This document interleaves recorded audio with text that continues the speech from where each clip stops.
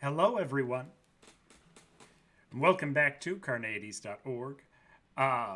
Hopefully, you can hear me. If someone can in the chat, let me know that the sound is working, um, or see.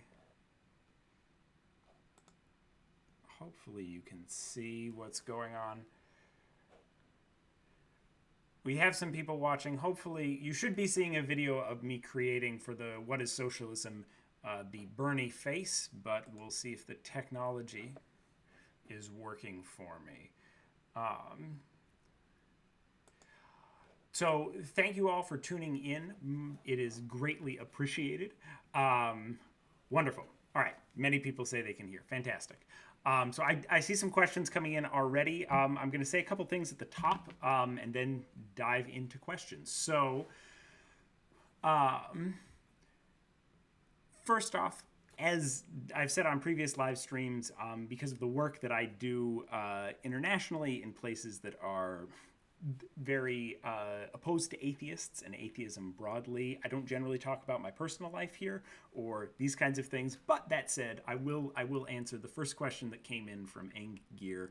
I am definitely fine. We're in a crazy world these days in terms of the pandemic and everything. I am fine, both personally in terms of my health and financially doing okay with all the economic costs. So that aside, don't worry about me. But we're not going to worry about personal questions right now. We're here to talk philosophy. So with that, we've already got some great questions coming in. So I'm going to go through and do my best to answer the questions in the chat as we go along. But then after the video, if there's any questions that I haven't gotten to, feel free to offer in the comments. And unlike other videos where I'm a little spotty with the comments, I will really try to answer every single question that I didn't get to in the chat in the comments.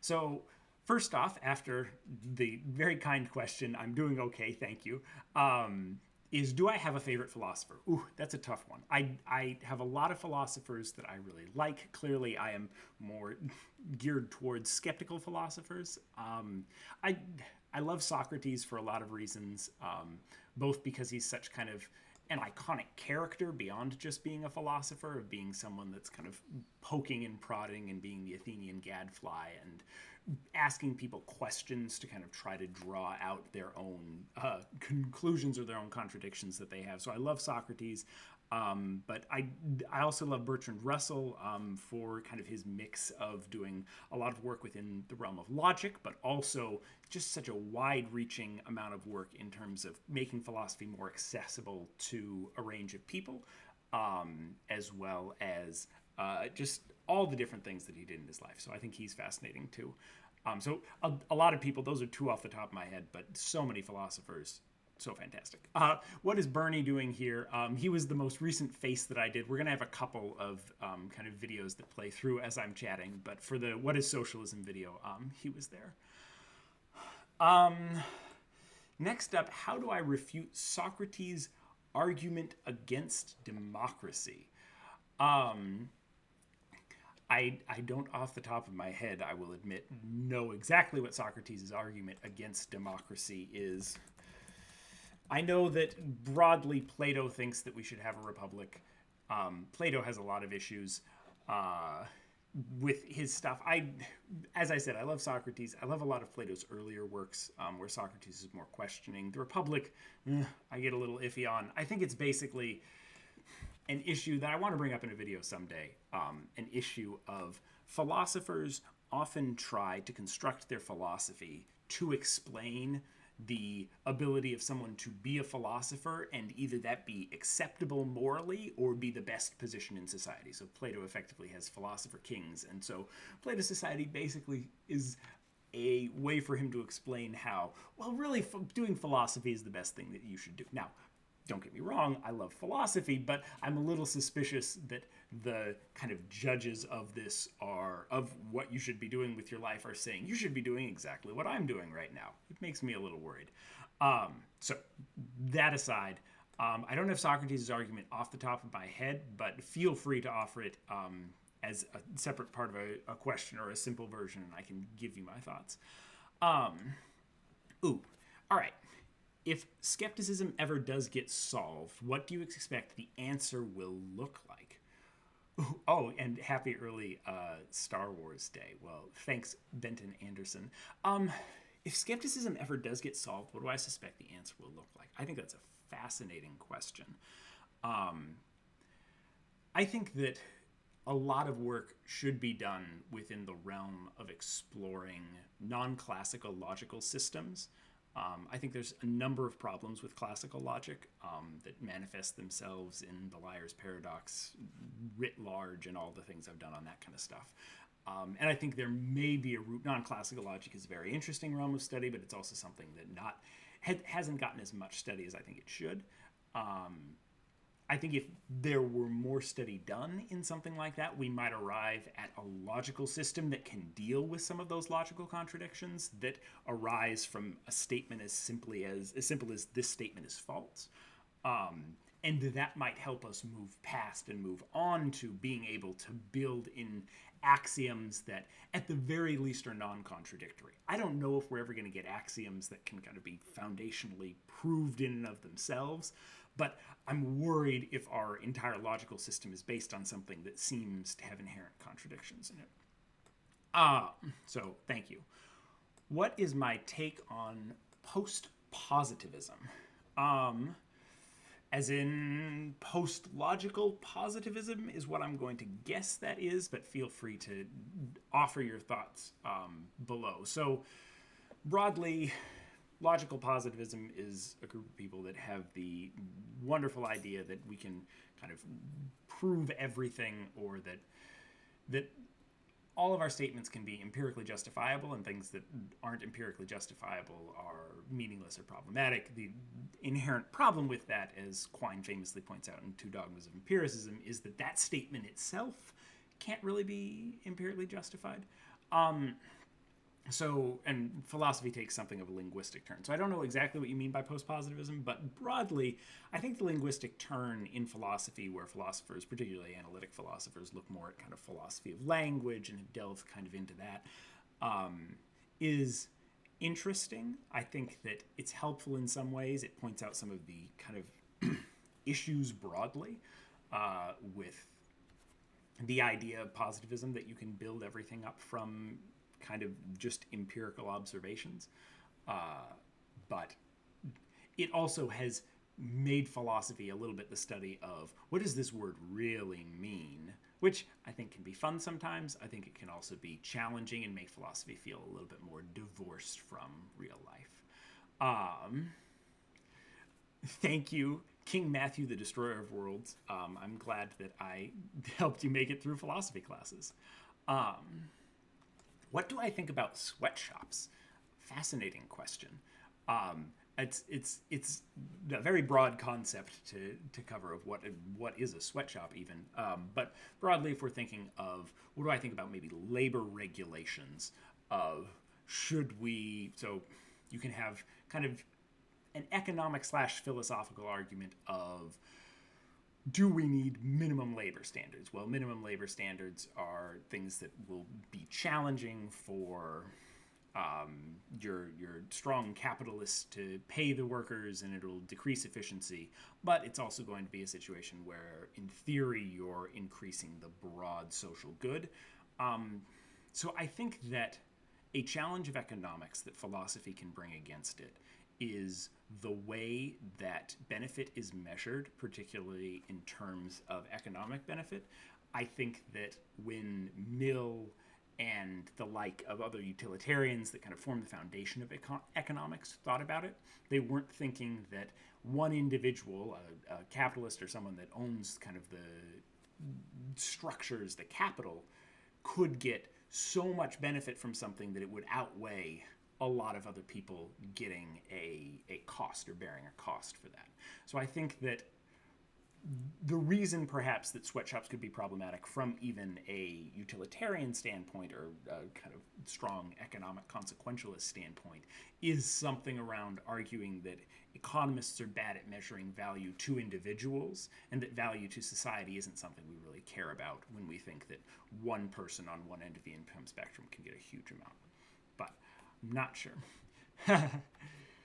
By the end of the stream, the image will be covered in full commie red. Yes, Bernie in true socialist fashion is being done in red, though that's mostly just a practical thing of when I'm making the faces, it's easy for me to just make them black and then make a color that easily shows up on them. But yes, he's a good socialist and would be happy to be having his face made red. Is it too late to start studying philosophy at 18 with the goal of becoming a professional philosopher? Should I start with Plato, and what should I read in terms of philosophy books? It's definitely not too late. It's definitely never too late to start studying philosophy. And something I realized when I kind of started into philosophy and started studying it was a lot of the questions in philosophy were questions I had been thinking about my entire life. They were questions about knowledge. Can we really know anything? They're questions about what's right and wrong to do. If you've gotten to the point of being at 18 and having thought about kind of what's right and wrong, I'd be surprised. So you've been thinking about a lot of these philosophical questions. Philosophy is just a way to kind of think of it and frame it. Should you start with Plato, and how should you read philosophy books? That's a tough one. Plato is often dense and difficult to get through, and some of kind of the classics in these things can turn people away from philosophy. So it can be tough to start with Plato, dig into the Republic or something, and say, oh, I'm going to understand philosophy. I think sometimes it can be helpful for people starting out to start with secondary texts, so that's someone else explaining what's going on in a philosophy. And then once you have that kind of broad sense, then going back and read the primary text and start understanding kind of what's going on with it. There's a lot of secondary texts out there. As I mentioned earlier, Bertrand Russell does a great job of creating kind of gradated texts. Some of them are very complex and complicated. Some of them are great for kind of an intro to philosophy. And he's a great philosopher in and of himself, so he can kind of make that accessibility while still having a bit of the rigor. But there's also kind of a lot of, fun. There's comedy books. I feel Plato and a Platypus Walk into Heaven or something like that is a book that's out there. But there's kind of those books that make it easier and more accessible. If you're going into a course in a college or a university, then you have the opportunity to dive into those classics because you have a little bit more of that guidance. So I'd say start reading Plato, particularly some of, like I said, the shorter ones, a Euthyphro or something like that. And if you love it, great, keep going. If it feels too dense, that's not all that philosophy is, and feel free to go into that more. So moving on, favorite analytic philosopher. Oh my. All right. And why?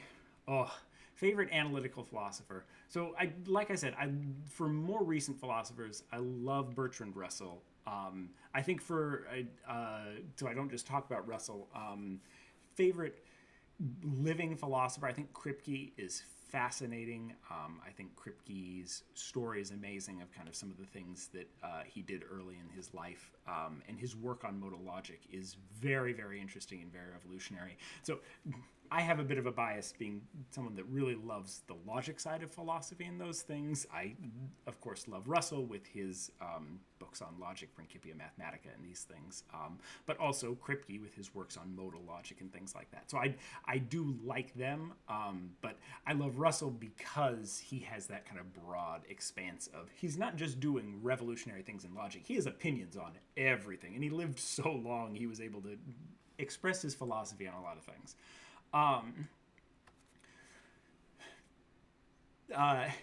Good. I'm glad you appreciate my answer. Is there a philosopher that I disagree with or that I dislike? I would say, importantly in philosophy, those are very different questions.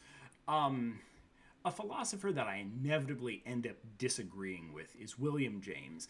I don't know why, but whenever I find an argument, I'm always on the opposite side of William James on that argument. Maybe not always, but I deeply disagree with him. And maybe it's just a deep skeptical dislike of his pragmatism in these things. But that's not to say that I dislike William James or think that he's a bad person. I just deeply disagree with a lot of his philosophers.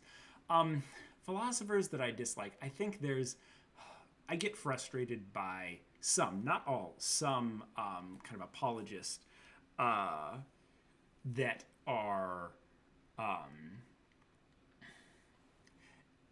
disingenuous. So I'll take a comparison. Alvin Planningguy, I think, is a great philosopher who argues kind of the apologist, theist position that's out there. And I think he does a great job of it. And while I disagree with him, does justice to a number of the arguments.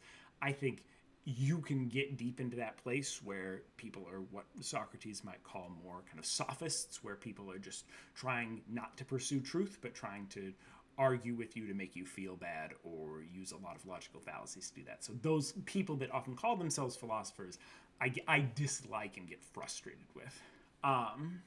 What do I think about the Kyoto School? I will fully, as a skeptic, I don't know anything, and I don't know enough about the Kyoto School to comment, though it's something I'd love to look into more. I'd say non-Western philosophy is something that Kyoto, assumedly, is perhaps a Japanese school, but I may be wrong, is something I'd love to delve into more, but it's not as much my background. What do I think is the blueprint for optimal politics? I could do an entire dissertation on that. I think it's a challenge. I think ethically there are good cases made for some way in which people choose leaders. That governments have power by the consent of the governed. I think Locke has a convincing argument around that I would rather have a leader that is given power by the consent of the governed, so something that looks like democracy, than a leader that is there by divine right or these kinds of things.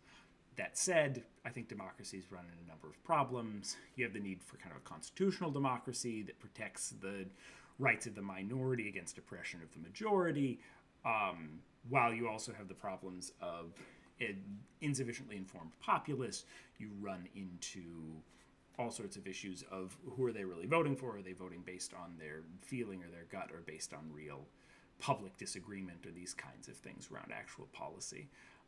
So I have no idea is the simple answer, which is the easy answer because I'm a skeptic, what the blueprint for an optimal politics is.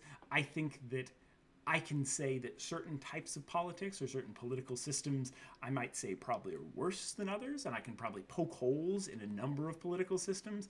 I don't know what a good political system is, or even if one exists, or even if there is a possible way for us to optimally get through a political system and have everyone be happy.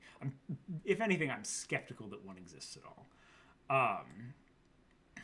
Yes, Bertrand Russell, I'm a big fan. Interested in political and economic philosophy. What should I start reading? Prince by Machiavelli. Jonathan Rawls is something that a lot of people talk about these days. So I would recommend that. Some of it depends on kind of where your leanings are. Clearly, as evidenced by the video that's going on now, and the popularity of my video on socialism, Marx has had a huge impact on a lot of what some people might call philosophy, some might call politics, or just kind of ideology. But that is something that's interesting to read. There's a lot of, I would encourage you, if you are interested in kind of economic philosophy, to get both the background in philosophy, particularly the works of Mill and other kind of utilitarianisms, as well as the economic background to understand what economists are talking about, which is just taking an economics 101 class or reading kind of some of that basic stuff, supply, demand, all of these things. Adam Smith, of course, all that kind of stuff. So that's some of the places I might start. In terms of political, Locke, Hobbes, those are some of the places to start with that. Yeah, a lot more of my background is in kind of the logic, the epistemology side of things than the political and economic philosophy, though as y'all have seen with the videos we've been doing, I've been getting more into that. Greetings to you as well, Yang Wenli. In previous Q&As, I've sometimes used the adjective pop to describe certain thinkers, such as Sam Harris. Curious as to why you've added the adjective pop to them, because it implies unphilosophical thinking, or more specifically, what would you distinguish a person being a philosopher as opposed to another person, even if they present the same fundamental idea? Good question. So, taking a step back, I am not of the opinion that being particularly popular or well known is necessarily a bad thing for someone that is in philosophy. I think it can be often quite beneficial in that it helps you get your ideas out. I think that there is. Let me see if I can phrase this well.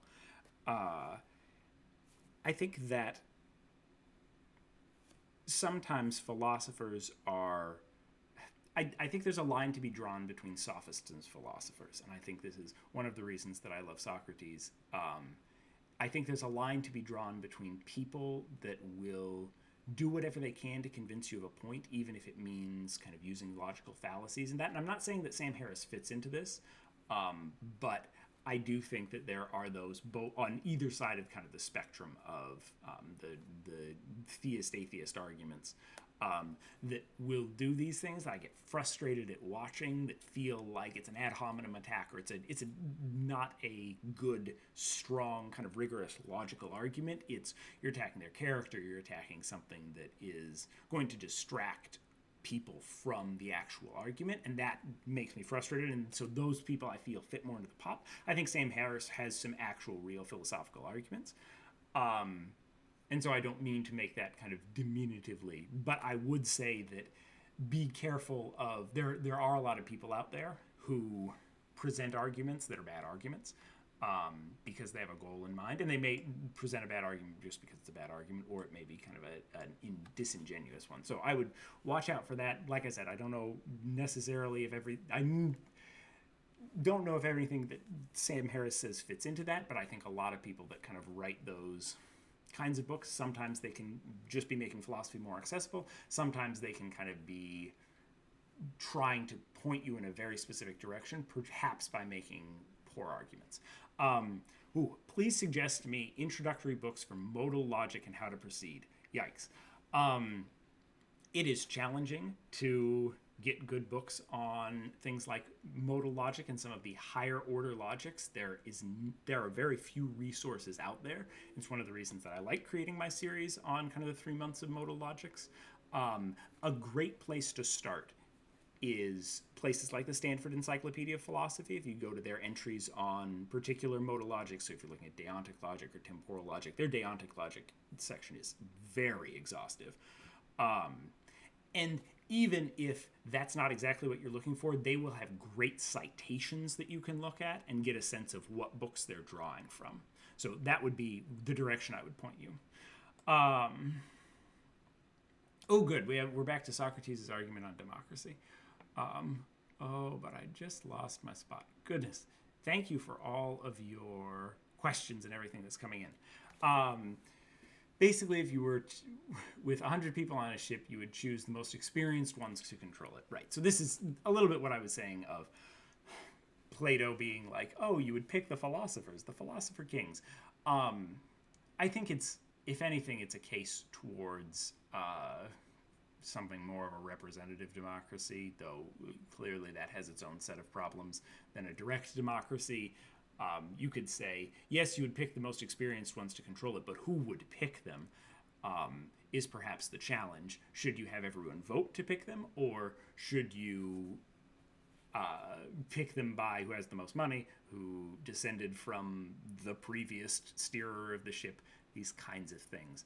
I also think that a case against Socrates and Plato here is something along the lines of, this is a poor metaphor of steering a ship is not necessarily something that is similar to governing. Governing is not a technical thing, but particularly with leaders, you're looking for people that can pick good people to work with them, that have those good technical skills, or who share your values or your ideals.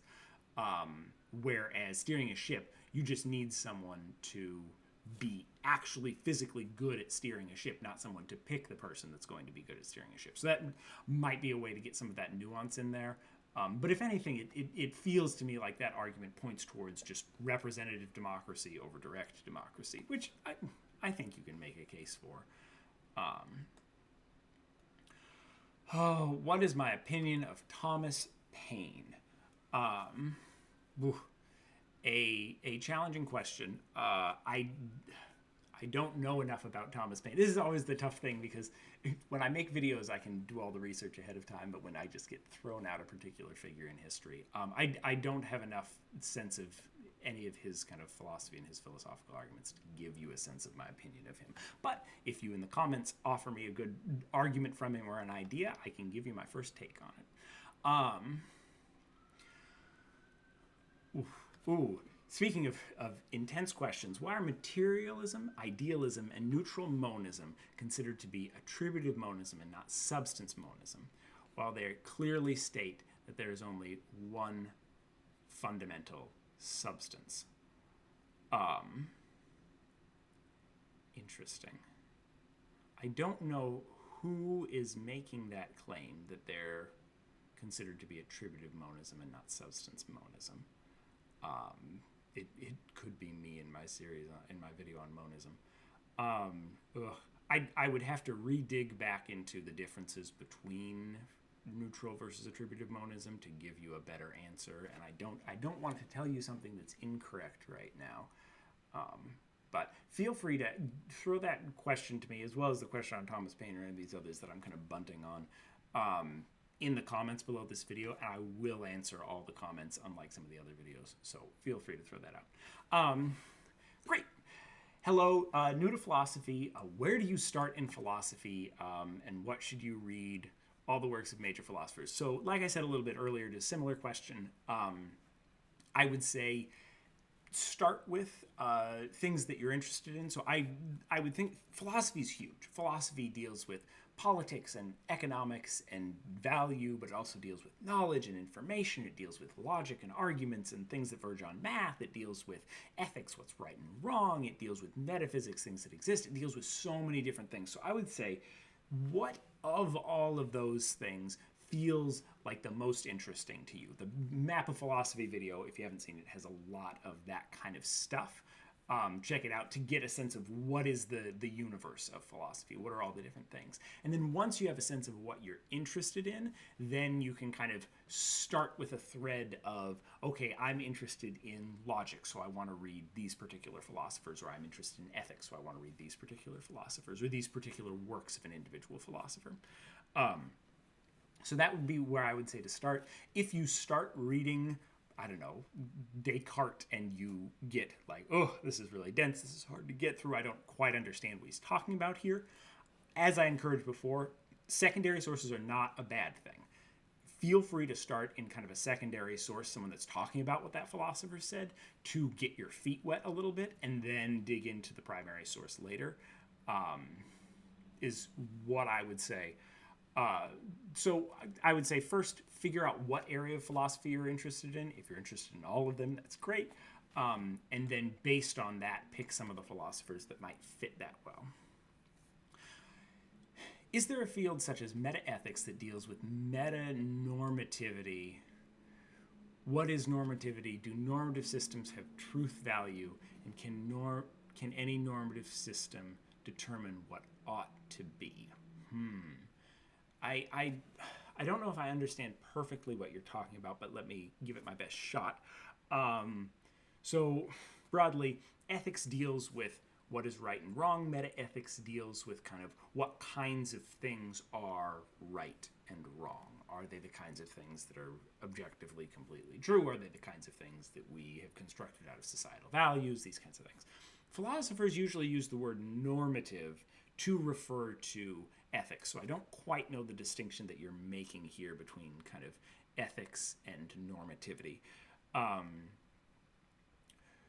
But it sounds like metaethics may be kind of what you're looking for.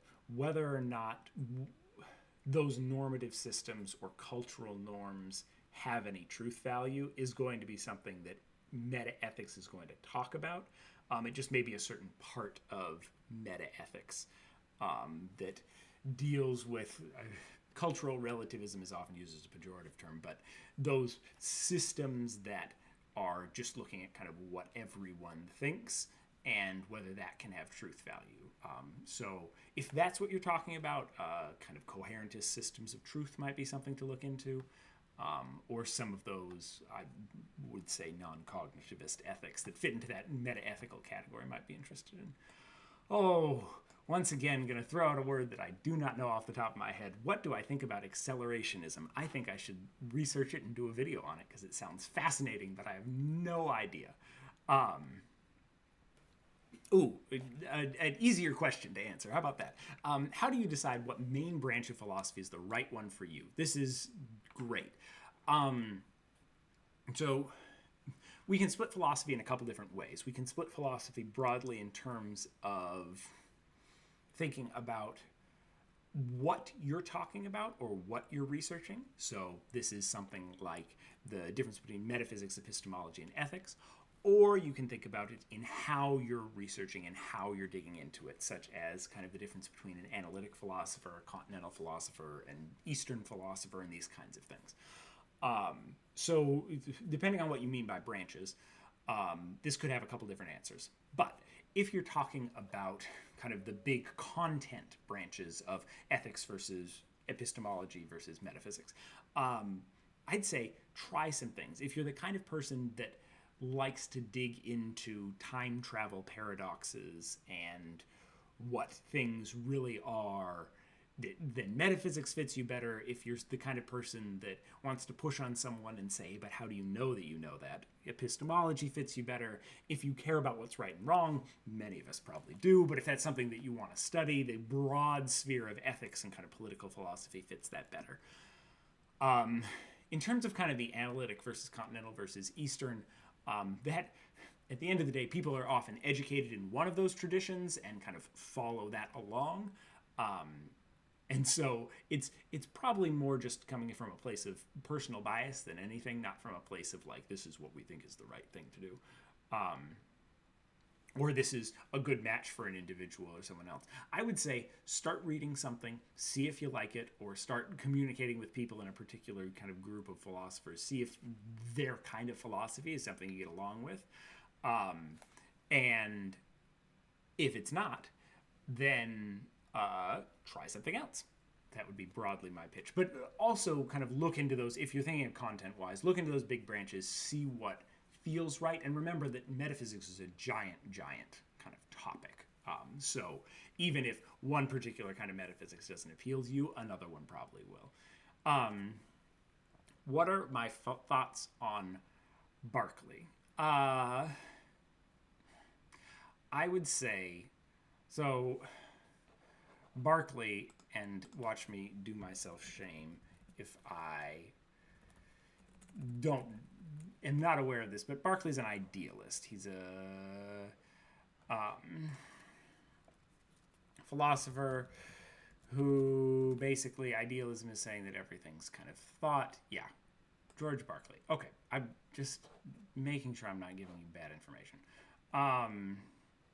Yeah, so he's defending the idea of idealism, that everything is thought, that we don't have this nice substance. So compared with Descartes' dualism, if you have both kind of mind and substance out there. So I would comment broadly. I think idealism, as a skeptic, I think idealism picks up a thread of there is a problem out there that we're really bad at knowing things, and we can't really interact with what we assume is the world around us. I think it then draws some troubling conclusions about therefore everything is a dream in the mind of God, or therefore everything's just in our heads. And I think if we can't know anything about the external objects that we're interacting with, there's no way we can know that this is a dream in the mind of God as opposed to a simulation in the Matrix, as opposed to an evil deceiver, as opposed to these kinds of things. So as a skeptic, I'm with the first concern of you're not really interacting with physical objects, you're not really doing all these things, so you might just be in kind of this mind world, but I don't know that we know that, and I don't think you can either. So that broadly is my thought on that. Can I do more videos about the analytic-continental divide? Interesting, and classify their methodologies. You're doing a graduating project about it. Cool. So the analytic continental divide, as you're likely aware, am coming very much from kind of the analytic side of that divide. And so I always struggle when covering it because I feel I don't do the continental side justice. I simply have my own analytic bias towards it. I can try doing more videos on it. Broadly, if you're of the opinion of, Carneades, I want you to do a video on this. If you go to Patreon, and I'm actually trying to keep up with Patreon, much better, and pledge $10 a month, and then send me an email and say, I want a video on this, I'll go make that video. So if it's a philosophical topic, if it's, I want a video on what you're having for lunch today, I'm probably not going to make the video. But, so if you really want something on that, I'd encourage you to donate on Patreon. I would love to dig more into the analytic continental divide, but from my side, it will take me researching continental philosophy more to get a sense. Ooh, are you a moral realist? If so, why? And if not, why not? So I'm a skeptic, which means that I get to kind of bunt on basically any question of what I am other than that, because I'm a skeptic. So I don't know that there is real good and evil out there, that there's a real kind of, this is right, that's wrong. Because I don't know anything. So that's the easy answer. I think that it is, the challenge for all of us is that regardless of what we think about what is right and wrong, we are faced with moral questions every day. And so I think a more interesting question is not necessarily what do you believe about morality, but how do you act when faced with moral dilemmas? Because I can say that I believe whatever you want, but if I'm what most people would consider a bad person when it comes down to it, what I believe doesn't really matter. So that to me is a more interesting question. How do you act when faced with a moral dilemma, and how do you make those choices? Whether or not there's a moral reality out there, I have no idea, and I don't know if we could ever know. But I do think it's interesting to find out how people would act. I will say, in my own actions, I lean towards acting in a more utilitarian way than a deontological or virtue ethics way. But it depends on the situation. Watch me be a particularist here. All right. So considering a physics and philosophy major, any thoughts? Great. Wonderful. I think there's a lot of crossover between physics and philosophy. I think that within the world of philosophy of science, you can get kind of some of those things that are on the edge, and particularly with something like physics, where at least some parts of physics are moving past what we might call something that's kind of verifiable or falsifiable. So I think there's some really interesting conversations there. I think the world of physics is better informed by people that have studied philosophy of science and understand kind of both of the virtues of science as well as some of its limitations. And philosophy is certainly better informed by people that have studied physics. You can also take those in different directions and have your philosophy be completely about ethics and your physics have nothing to do with it. But I think that both of those fields are well informed by the other. What do I think about deliberative democracy, justificationary liberalism, and public reason deliberations, as well as epistemological anarchism? Fascinating. Some of these things I have a little bit of a background in, some of them I don't have as much of a background in. So my series on the Wahale method of development talks a little bit about some of my thoughts on deliberative democracy.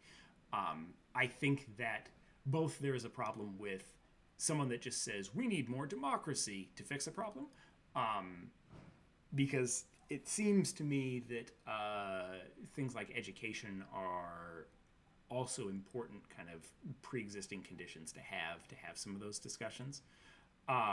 So things like that. Justificationary liberalism, I would love to have a definition of that term.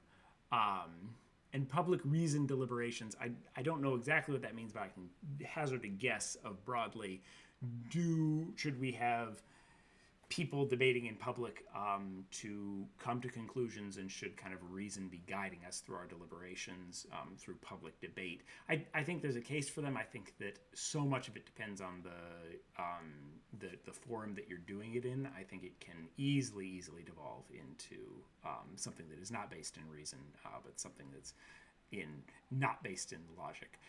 Epistemological anarchism is a fascinating term that I would love to learn more about, but don't know off the top of my head. So feel free to give me more information about that in another comment. The notion of vicious circularity in epistemology. This is a great idea. I think it is extremely problematic for many, many kind of epistemist videos, what I would call epistemists, basically anyone that's not a skeptic, is the idea that you end up in this viciously circular thing of the only reason you can justify your premise is because that premise itself says that it can be justified effectively. You have this vicious circularity. I am concerned about it. I'm concerned that a lot of epistemology, if not all epistemology, rests on some kind of vicious circularity, and everyone is making some level of assumptions. As a skeptic, I draw the conclusion that until you show me something that's not viciously circular, I'm worried about believing anything. We have, to be more specific, do you believe that no indefensible notion of epistemic grounding exists, such that it can't be meaningfully challenged from a skeptical standpoint? Or there's something such as, oh, wow, this goes on for a while. Analogous alternative notion, decaying either axiomatic suppositions or infinite regress. What do you think about the notion of grounding our educated collective home beliefs about the world? Pragmatic justification rise on the assumption of connection between knowledge and such environment. So, that's a lot of pieces. So broadly, I covered just the vicious circularity piece of it, but broadly what I'd say is I am worried that any level of epistemology will devolve into circularity or an infinite regress or not be able to be grounded in some way or have a raft problem or what have you. However, and this is an important distinction, I'm a Pyrrhonian skeptic, not an academic one, meaning that I'm not convinced that we just haven't done enough philosophy to figure out what the right way to do epistemology is. I'm not convinced that this means that we can never know anything. I am just worried that none of the ways that we claim to know things so far have worked. So it's less the question of, I'm not fully on board with the yes, we can never know anything, we're never going to be able to know anything, sit and dwell in your pessimism or lack of knowledge, but rather the question of, I don't know, I haven't seen a convincing argument yet, but if you have a convincing one, feel free to offer it. Thank you, the JD Alistair, for taking the time to tell me thanks for the videos. Thank you all for watching and subscribing. We're here because we got up to 60,000 subscribers, which is insane to me, that there are 60,000 people out there that wanted to click subscribe. So thank you all for that. Raphael Bennis has a great question, which is, why am I here? As a skeptic, I have a great answer for any of these questions, which is, I don't know.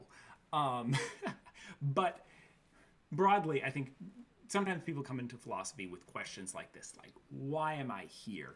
Is there a purpose to life? Which is a question that a lot of people want answered. And I wouldn't say not many people have answers to it, because I think people have plenty of answers to it. I don't know if they're the right answers is the challenge.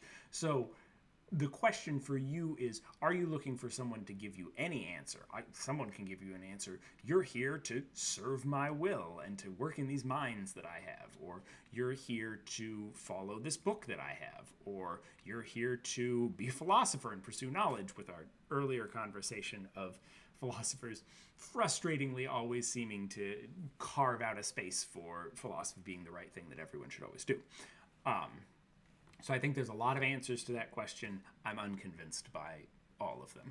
At least all of the ones I've seen so far. Great. All right. I have an impression that philosophy in general is a model for any intellectual system like sciences, mathematical systems, etc. Is my impression true?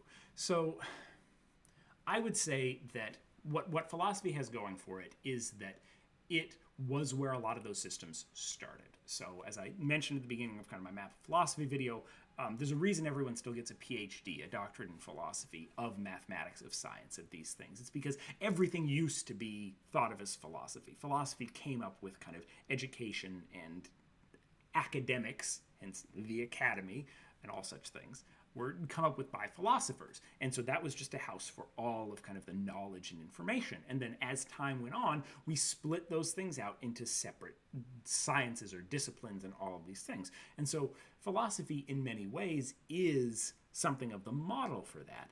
And when you look back through the history of science, the scientific method is something that can be pulled out of some of the works of Descartes. And you say that these ideas of kind of building a particular methodology that can go off and then be its own discipline, that was pulled out of philosophy initially. So I would say, one, philosophy is often kind of the base or where some of these systems started, but two, philosophy has the advantage of still being a language that these systems can talk to each other with. Science has a methodology, which within the world of science, that methodology is kind of taken as sacrosanct, but philosophy of science says what is justifying that methodology, and then how can we compare the results of that methodology to some other system that is also, if not an offspring of philosophy, at least speaking the same language as it. So that would be what I would say about kind of that question, but I don't know if that's exactly what you're looking for. Oh my. All right, so many questions. All right.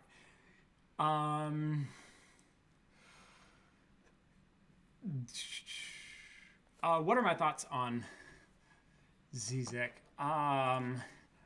I don't know. I have not studied Zizek much. I know he is a very modern philosopher, and a lot of people talk, oh, tell me what you think about Zizek. So I would say I haven't studied Zizek enough to have a comprehensive or a solid thought on him, and I don't want to kind of say something based on the little information I have about him and then be either blown out of the water by someone that knows more or just be saying something that's completely right. Let me blow your mind. The other day I realized Marxism is more a form of art rather than politics or philosophy. I think a valid critique of Marx is often that he's not really doing philosophy. He's more kind of explaining what he believed would happen, and he did a good job of predicting in some ways what would happen with kind of the industrial revolutions and these kinds of things. It's not necessarily a philosophy or a politics. So that point is taken a bit. That said, I do think that there are philosophical nuggets of what should or should not be that can be pulled out of Marx. And there are opinions about politics that can be pulled out. But I agree that his works live somewhere in the liminal space between politics, philosophy, art, history, criticism in general. So yeah, it's very interesting to read, very clearly influential, but perfectly a fit for philosophy. I don't know. Hey Carneades, my videos have been incredibly helpful with the degree at Warwick. Thanks so much and keep creating. Well, thank you so much. Thank you for watching, and thanks to everyone for being here and asking lots of questions. Thanks to all the subscribers and patrons out there that can keep us going. Thanks for the congratulations. What do I think about paraconsistent logic? Ooh, good question. Also, what are your thoughts on logical nihilism, and is that even a thing?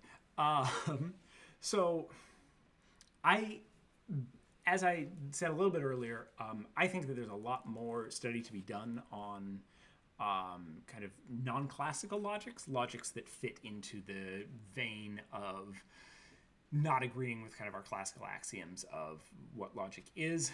I think that not enough work has been done figuring out the consequences of those logics and of those ideas for us to have a good sense of whether or not they imply really problematic contradictions or whether or not they're broadly fine and they might be a better version of classical logic. I think we should do more work in that, and I think philosophers have the problem of kind of what economists might call a path dependency on the classical logic that we have, and so we're stuck with that even though it has a lot of problems.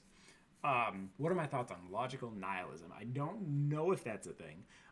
It might be construed as the belief that all logical systems are broken.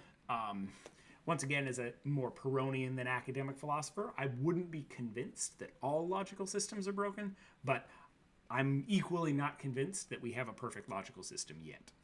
So, can we ever prove a theory of truth, or are we left to believe them by faith in order to begin even talking about philosophy? I don't know if this is a problem in epistemology already. So I think that it is certainly a problem. As a skeptic, I think it's a big problem.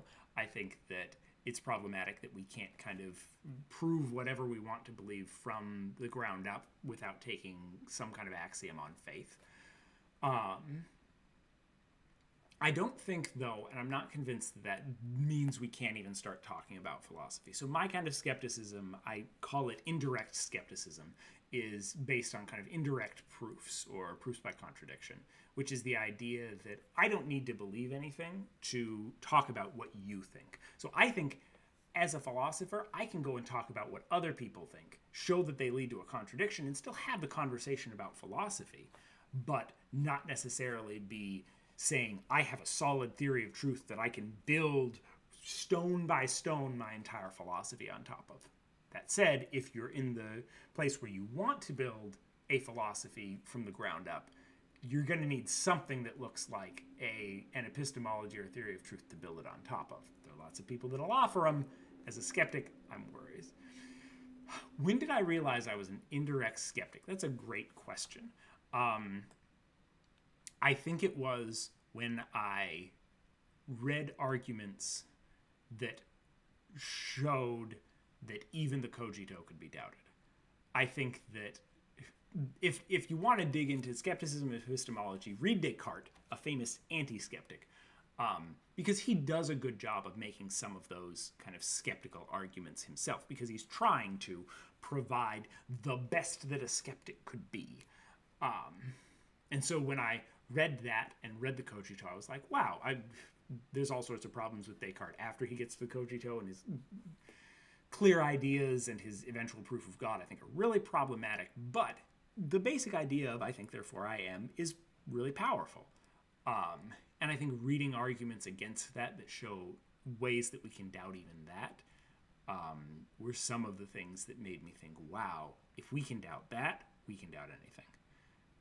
Or if we haven't gotten to the point of proving that yet, we haven't gotten to the point of proving anything. So partially that, and then kind of partially digging into more books on skepticism and ancient skepticism and getting a sense of some of those arguments around that led me to the lack of belief in anything. Okay, do I think esoteric political ideas, such as anarcho-primitivism, are as worthy of being researched and developed as more mainstream political thought? That's there's so many things wrapped up in that question, because it's a question of value, really. It's a question of what has worth or what has value to be researched. I think that we should try to find knowledge any way we can. I don't think we've gotten it, but I think we should try to find knowledge and information any way we can, especially because we haven't gotten there yet. And so I am worried to say that one particular thing, just because it's not popular, is not worthy of research, because it might turn out to be the thing that gets us some real solid good knowledge. That said, as kind of with the questions on moral realism, individuals who are decision makers within organizations that decide what's going to be funded and what's going to be researched have the challenging question of saying, we have limited resources, what can we fund of these choices? I think there's a case to be made both for funding a variety of research as well as funding a depth of research on particular topics. So I think with infinite resources, I think there's a case to be made for it. With limited resources, I don't know. I think it's a challenging, and you'd have to give me the other options of what else what in terms of mainstream political thought are you researching? One book suggestion. There's so many great books out there. It depends on what you want, so I'll give you a lot. I'll pitch a series that we're doing soon. So we're doing a series that's going to be coming up that y'all now have inside information on, that you'll see a few images from in a second. on Aristotle's Poetics. Aristotle's Poetics is a fascinating book. It's basically Aristotle's lecture notes on his opinions about ancient Greek philosophy, which, for better or worse, became extremely influential for the world of theater and the world of film later, for the rest of eternity, such that some of the things that we talk about in terms of the way to do comedy and tragedy are still dealing with the ideas presented in Aristotle's Poetics. It's a very short book, very quick ideas. It's so a fascinating read if you want to see kind of both what Aristotle thought about the Poetics and what makes good theater and what makes good storytelling, and also see and think about how that, because it did inform so much of the way that we tell stories for so many years in the future. So for a short, quick book that I'm thinking about right now, because we're just finishing up a series on it, that's the one that comes to mind. But there's so many books out there. Thank you as well. What do I think analytic philosophers should learn from continental philosophers? How about the other way around? As I said earlier with this, it's so... it's hard for me to give an unbiased view of this because I am so deeply steeped in the analytic tradition. I think that both of them can learn from each other, that the other position isn't completely worthless. I think that analytic philosophers can pick up from continental philosophers a lot more of things that people actually care about. I think that analytic philosophy often becomes so wrapped up in things like the linguistic turn and some of the things we've talked about here that they are dealing with things that are 3 times divorced from what we actually care about. And the analytic philosopher knows that this really esoteric conversation has some important implication on what we care about, but is so many times divorced from it that no one cares about it. Whereas I think the continental philosophers do a much better job of picking up on the things that actually matter to people. I think the other way around, if I can expose all my biases, is I often get frustrated with continental philosophy, whether it's for the non-specificity of it or the kind of lack of clarity, though a range of analytical philosophers have these problems as well. But I think the often literary nature of some continental philosophy makes it more challenging to suss out particular points. But once again, very, very biased towards analytic philosophy, want to learn more about continental philosophy, but don't have as much information on them to give an unbiased opinion. Awesome. I'm glad that I could answer your question. Is it justifiable to address philosophical questions today without studying non-Western traditions, such as classic Chinese ethics or Indian metaphysics? I think a fascinating question. I think that one thing that philosophy tries to do is it tries to answer questions without anything else going on. So it tries to say, I'm going to make an argument for you that can be convincing to you, even if you don't know anything about the history of where this argument came from. And so I think in that vein, it is completely justifiable to address philosophical questions. If you have a convincing argument, whether your argument is based on Chinese ethics, Indian metaphysics, or Western epistemology, if your argument is convincing, logically sound, and valid, and all of those things, I think you can make that argument even if you don't have reference or understanding to those places. That said, I think that there are also a lot that can inform one tradition from the other. I think that we can be informed about our ideas about ethics because an argument may have already been had or may have already been objected to in another way. I think it's tough with philosophy because philosophy is often kind of conversational in some ways. It's a back and forth between someone that's arguing with the person that wrote before them, that's arguing with the person that wrote before them, and going all the way back until you get to Plato or Thales or whoever. And so different traditions and different strains are often talking past each other, and so that can be challenging. But I do think that there is a lot to be gained from working with those different areas. I wouldn't say that you need to have a global sense of what everyone in philosophy has said to answer a specific question, though. So that would be my thoughts. Just wanted to thank you for the awesome content. Thank you as well. And once again, thanks to everyone watching, subscribing, and donating. So thanks very much. If you want to study rigorous modern logic, should you go study higher mathematics or just philosophy, or it doesn't matter? Great question. Logic sits very much at the kind of intersection in many ways of math and philosophy. There are some parts of math that use a lot of logic, and there's some parts of philosophy that use a lot of logic, and there's some parts of each that use absolutely none of each. I think it depends on what type of logic you care about.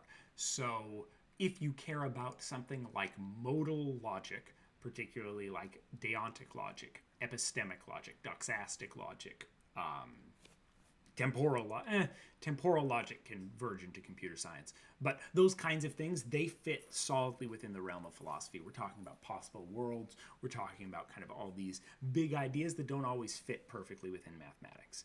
If, on the other hand, you're more interested in what I might consider higher order logics, things that correspond to something like set theory, or kind of the talking about groups of things, while philosophy will cover that a little bit, mathematics may be a better way to go. So the answer is, which may not be fulfilling, and I apologize, is that it depends on exactly what you're doing. Logic is in some ways split between philosophy and math, and both of them will give a good coverage of many parts of logic, but some fit solidly in one kind of discipline or the other. Back to normativity. Normativity refers to systems that are supposed to determine right and wrong, deontology, utilitarian, etc. And ethics refers to the systems created by what those systems tell you. Interesting. So the systems supposed to determine right and wrong are broadly what philosophers would refer to as ethics. And meta-ethics is the systems that inform whether right and wrong even exist. Then the systems that are created by what those systems tell you, so you have something that says right and wrong, I would call that applied epistemology, or not applied epistemology, applied ethics. So if you had a hierarchy, it would be kind of meta-ethics at the top, what even is right and wrong. Normative ethics are just ethics in the middle that says, okay, now that we know what types of thing right and wrong are, let's come up with a theory for these kinds of things are right, these kinds of things are wrong. And then applied ethics says, okay, now that we have this broad theory of what kinds of things are right and what kinds of things are wrong, how do we apply that to you're in this situation? How do you deal with it? Am I aware of any analytic philosophers doing some work on the relation between texts, textuality, and non-classical logic? Not off the top of my head is the answer, but I would be surprised if there weren't some out there. I would, if you're looking for some, as I often say, would start, the Stanford Encyclopedia of Philosophy is updated quite regularly and tries to stay as current as they can with a lot of those things. So I would start your search there. All right, what do I think of normative web? I don't know what that is. So yeah, normative web. Like a coherentism of ethics, maybe? I'm not sure. Another thing, is there a more concrete way to exemplify Schrodinger's logic? What would I say are its applications? By Schrodinger's logic are... sorry, my brain's trying to wrap its head around my brain's head around the question. Are you saying kind of a tripartite logic of the cat is dead, alive, somewhere in the middle? There's a lot of non-classical logics that do deal with that and try to bring in a third option. Not all of them are kind of the superposition between dead and alive, but that does exist in some, but like I said, non-classical logic is understudied. That said, if there's anything that is studied, it is kind of the quantum implications and those things, so it would be out there. All right, we are running out of time, unfortunately. But as I said at the top of the video, feel free to leave any things that I have not responded to as comments in this video after, and I will reply to them there. Unlike other videos where I go back and forth on comments and occasionally reply to some because there's just so many, I will reply to all the comments here at least once. All right, so I'm gonna speed up a little bit because I know we're running out of time. Am I a property dualist? No, because I'm a skeptic. Is the easy answer. I think that dualism has a high bar that it needs to prove not only for me as a skeptic that any substance exists or any properties exist, but that multiple do, and they are importantly different, and it gets a little mushy and concerning for me. That's not to say it's not true. It's to say that I need a strong argument for it. Should mathematics remain based on axiomatic set theory, or should we consider other principles to be the foundation of mathematics? I think that's a great question. I think that, as I've said, we've been talking a lot about the basics of logic and non-classical logic here, but one of the challenging things is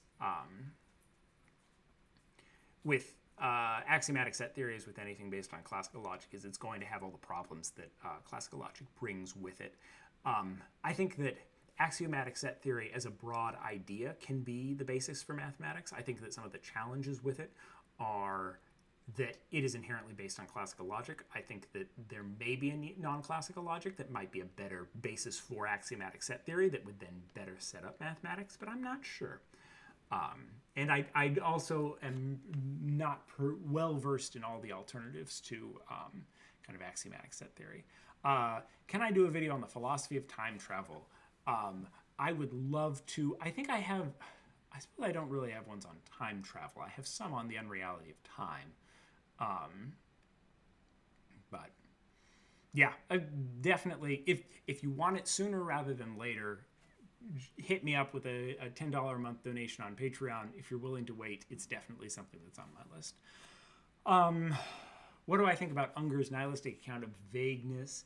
Is it any better than a supervaluationist account? Oh, Unger's a great philosopher, but I do not know his specific nihilistic account of vagueness, and have not studied vagueness recently enough to have a good, useful comment on that. All right, well, I know there's many more comments, and I feel bad that I haven't gotten to them, but thank you so much. Feel free, like I said at the top of the video, and a couple times throughout, if you have more questions, or if I didn't answer your question or I kind of bunted on it because I was like, I don't have an opinion right now, or ooh, you're catching me offhand, please write it as a comment. I am going to respond to all the comments at least once. I can't promise a long back and forth, but I'll respond to any of the comments and questions on this channel, or on this specific video, at least for one round going back and forth, to try to get you your answer. So if your question didn't get an answer, either because I didn't get to it or that, feel free to do that. With that, I just want to thank everyone so much for being a viewer, being a subscriber, joining us here on the channel. It means a lot. I love that I can make these videos. I love that there are people out there that want to watch them. And y'all are wonderful. So thanks so much for joining me for the live Q&A session. Like I said, if your question didn't get answered or you didn't like my answer to it and you want a better one, feel free to offer it in the comments below and I'll give you a better one. Oh, with that, stay skeptical, everybody.